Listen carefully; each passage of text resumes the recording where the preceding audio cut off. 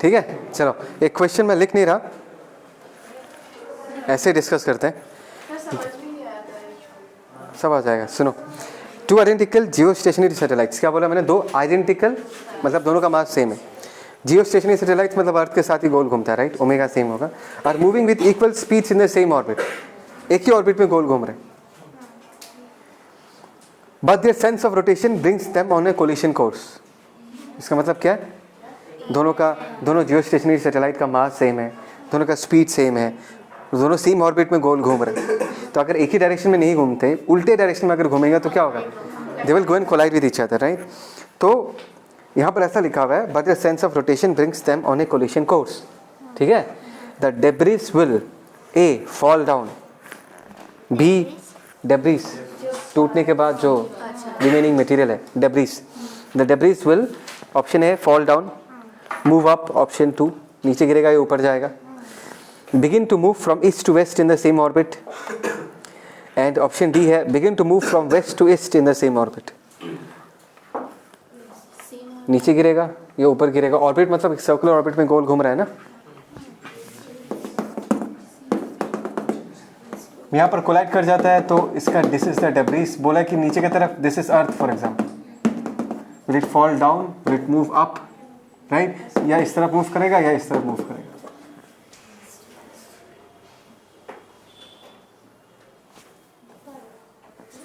Logic दे, logic किस तरफ, tangential 2 हो सकता है, राइट हो सकता है, लेफ्ट हो सकता है, हाँ क्यों, ऐसा ही मन का बात।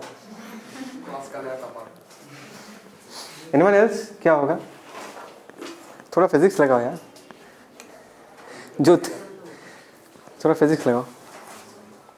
टकराने के बाद होगा क्या, यहाँ तक ना दोनों का मास सेम बोला है, दोनों का स्पीड सेम बोला है, थोड़ा सोचो तो What will happen after collision? भाई कोलिशंस को जब एनालाइज करते हो तो एक चीज को तो हमेशा देखते हुए हो ना, What is that? Come on! Whenever we talk about collisions, कि फाइनली कोलिशन के बाद का स्टेटस क्या है, अगर मैं दोनों कोलाइडिंग सैटेलाइट्स को एक साथ मानूं तो there is no external force.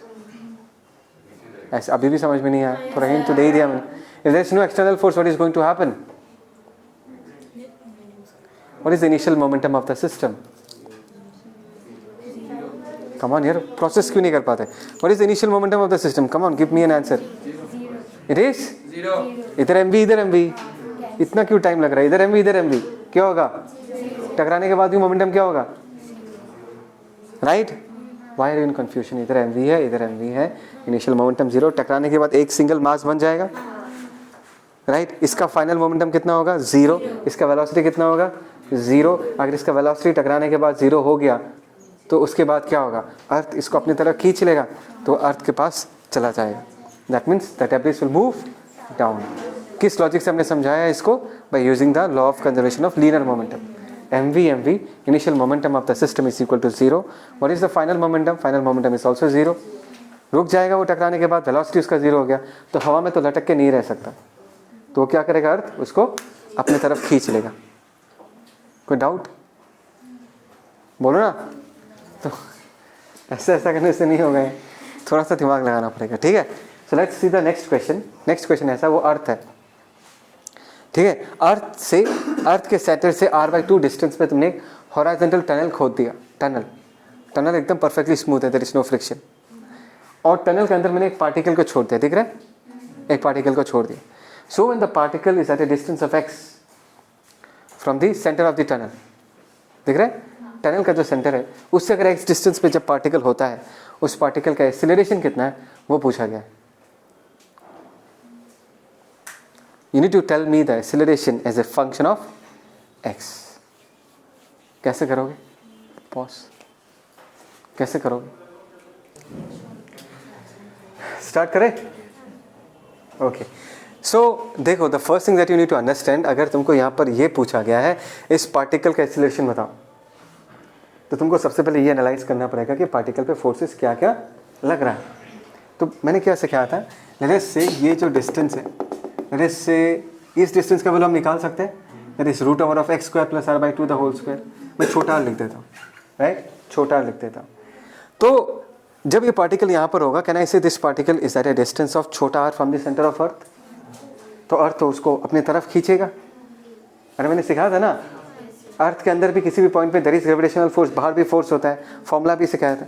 So you need to understand कि इस पे जो ग्रेविटेशनल पुल लगेगा, जो फोर्स होगा, it will be along this direction and it will be pointing towards the centre of earth. Earth हर चीज़ को अपने सेंटर की तरफ क्या करता है, खींचता है, तो there is a gravitational force F along this direction. Is that clear? Any other force acting on the particle? Any other force acting on the particle? Yes, उसका खुद का सेल्फ वेट है। भाई अभी मैं NLM कर रहा हूँ, BD बना रहा हूँ, तुम काहे इतना टेंशन ले रहे हो, समझ में नहीं आया। F लग रहा है अट्रैक्टिव?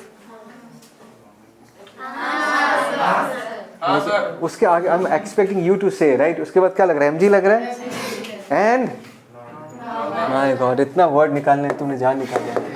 और क्या लग रहा है, नॉर्मल लग रहा है। Do you agree with this? किसी को कोई डाउट इसमें? तुम पागल हो, मैंने mg लिखा है जो, किसी ने कुछ नहीं बोला। mg कैसे लगेगा, ग्रेविटेशनल फोर्स ही तो mg है। नहीं, किसी को पकड़ में नहीं आया। अरे भाई अर्थ जो पुल करता है वही तो mg है ना। हाँ, वो अर्थ में mg लिख सकते हैं, अर्थ के सेंटर पे mg का वैल्यू अलग हो जाएगा, बदल जाएगा, बट ग्रेविटेशनल पुल अगर तुमने ऑलरेडी f लिख दिया तो mg कैसे लिखोगे? नहीं आया समझ में? थैंक गॉड, थोड़ा जवाब दो तो पता चलेगा। तो mg लिखने की जरूरत, ये सब गलती मत करना है। F लग रहा है और क्या लग रहा है, नॉर्मल लग रहा है, right. This are the only forces which are acting. Is that clear? Now what is the next thing that we are going to do? We are going to resolve it. Let us say this angle is theta. This F का एक component इस तरफ आएगा, F का एक component इधर आएगा। This component will be F cos theta and this component will be F sin theta. उसके पहले can you tell me the value of F? F का वैल्यू क्या होगा at a distance of r? यहाँ पर जो छोटा r है, छोटा r को हम लिख सकते हैं that is root over of x square plus r square by 4। Is that clear? एक minute pause. Can you tell me the expression for F at an internal point at a distance of r? बोलो। G capital M छोटा m छोटा r by, यही था ना भाई। So this is at a distance of r। Is that clear? F cos theta F sin theta पता चल गया। अच्छा एक बात बताओ, नॉर्मल n का वैल्यू हम क्या लिख सकते हैं? F sin theta. F की जगह हम ये लिख सकते हैं G कैपिटल M छोटा m छोटा r divided by what, r cube. sin theta की जगह हम क्या लिख सकते हैं? sin theta is perpendicular by hypotenuse, तो r बाई 2 बाई छोटा r हो ना। Okay, that is r by 2 divided by छोटा r। छोटा r कैंसिल आउट हो गया। ध्यान से देखो, G capital M small m divided by what, r square. तो देखो नॉर्मल का फोर्स कांस्टेंट है, नॉर्मल निकाल तो लिया है, नहीं चाहिए हमको नॉर्मल यहाँ पर, लेकिन मैं तुमको एक चीज़ दिखाना चाहता था कि नॉर्मल का वैल्यू जो है that is always constant. Normal का वैल्यू चेंज नहीं होगा जब वो टनल के थ्रू मूव करेगा। अभी अगर एक्सीलरेशन चाहिए, डेफिनेटली इस पार्टिकल के पास अगर एक्सीलरेशन होगा that will be along the length of the tunnel, and along the length of the tunnel कौन सा फोर्स का कंपोनेंट है? F cos theta. सो अभी अगर मुझे एक्सीलरेशन चाहिए that is F cos theta divided by what, m। F के जगह हम लोग क्या लिख सकते हैं? G कैपिटल M छोटा m r divided by what, r cube, है ना। यहाँ पर एक m बच गया। एंड cos थीटा को हम क्या लिख सकते हैं? cos theta in this case is base by hypotenuse. Base क्या होगा? x, हाइपोटेन्यूज क्या होगा? छोटा r। Is that clear? So ये r क्या हो जाएगा? Cancel out. तो यहाँ पर m गेट्स कैंसिल आउट, तो एक्सीलरेशन का वैल्यू कितना आएगा? G capital M x by r cube. अगर तुमको देखो, मैं तुमको एक चीज़ बताता हूँ, कभी कभी ना आंसर में माइनस भी लिखा रह सकता है, बिकॉज ये कभी कभी मतलब डिपेंड करेगा। अगर सिर्फ मैग्नीट्यूड के बारे में अगर हम बात करें तो G कैपिटल M छोटा m by r cube, G capital M x divided by r cube लिखा रह सकता है। देखो यहाँ पर एक्चुअली अगर मैं साइन के साथ लिखना चाहूँ, मुझे माइनस लिखना चाहिए, बिकॉज अगर फोर्स इसके टनल के सेंटर की तरफ पॉइंट कर रहा है। ट्राई टू अंडरस्टैंड, अगर ये पार्टिकल मूव करके जब यहाँ पहुँच जाएगा, इस पे जो फोर्स लग रहा होगा वो इस तरफ लग रहा होगा और इसका एक्सीलरेशन इस तरफ पॉइंट कर रहा होगा। बात समझ में आया? That means the force is always Poynting towards the centre. ध्यान से देखो, अगर डिस्प्लेसमेंट राइट की तरफ होता है, if x is positive, a is negative. अगर x पॉजिटिव होता है, एक्सीलरेशन का डायरेक्शन x के ऑपोजिट है, वो नेगेटिव होता है।